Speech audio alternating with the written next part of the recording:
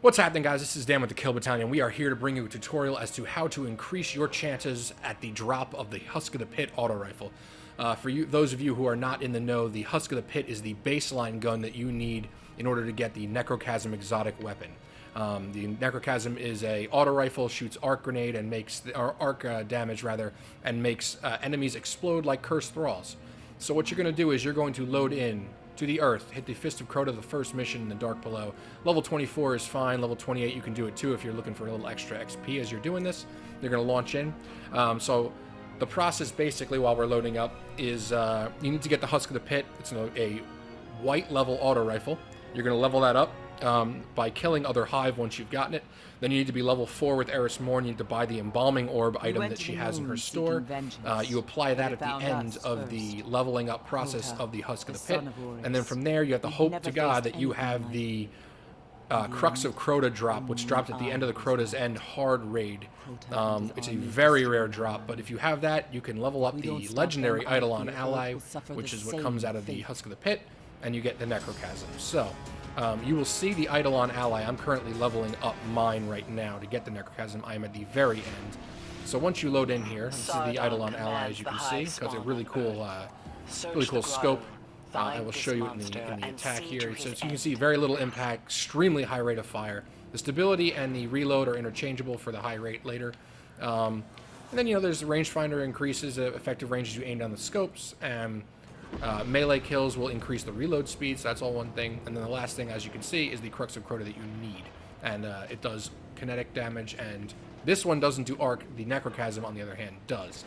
So, what you're going to do from here is you are going to load in. You're going to drop onto your Sparrow, and you're going to fly through all of these clowns. No reason to kill any of them. If you want to save time, this is the way to do it. You're going to fly right through the middle of all this nonsense. You're going to go right in here to the refinery. So you're going to avoid all these walls if you can. Try to fly well. Oh boy. And once you land, you're going to get off your Sparrow. His presence here is a sign. And you're going to come in here. Now you can see the Hive has started a ritual here. And what you're going to do is you're going to kill off the Acolytes as fast as you can. And there's the Blade of Crota. If you didn't know where the Blade of Crota was, well, there you go. There's your Blade of Crota. Now, once you kill this, it's the only place to do it in the game. Kill him. He will occasionally, and I mean occasionally being very rare. There you go, perfect timing. And I just got a Husk of the Pit, even better.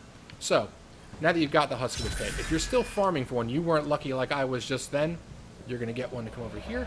You're going to come through this area, you're going to kill everything in this room. You don't have to, you can run through it as well, but why let them live? They're evil monsters and they need to die. So, you use the sword, which is the fastest way to kill these clowns. Break all these guys down. Hopefully you don't die in the meantime like I am just trying to avoid. Kill these two idiots. You kill all these extra thrall. Come through. And you're going to run down to the next area, the grottos, where the boss is hiding. So, you're going to run through all this area. Continually down here. I survived for years. Boy, you can jump and use the sword if you feel a need. Using the shadows as the Hive do. Keep your eyes turn into the grottos. And once you're in here, you're going to see respawn restricted. That's what you want to see.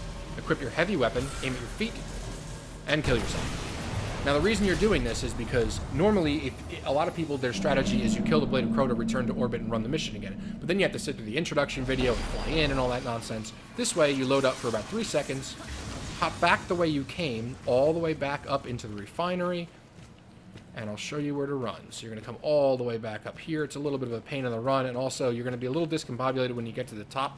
Just make a hard right when you see this big rock right here and these green spikes. You make a hard right here. So you're coming back up through. As you can see, there are no enemies now because we killed them all in the last run. And what you're doing is you're going to run all the way back to the very beginning of the refinery. Not the very beginning. I shouldn't say that. You're going to keep coming through here. You're going to hang a Louis, and you're going to get back to the stairs / this little box here. I'm going to run to this crate. Now, as you can see in the bottom left-hand corner, it's the minions of Crota have started ritual. It respawns the ritual. You come in here, and you kill the Acolyte, Now, the only dicey thing with this is because you respawned it this way, all of the Hive Raw will come at you at one time. It'll get a little tricky, but, as long as you're careful about it, you can clear them all out pretty quickly. Up.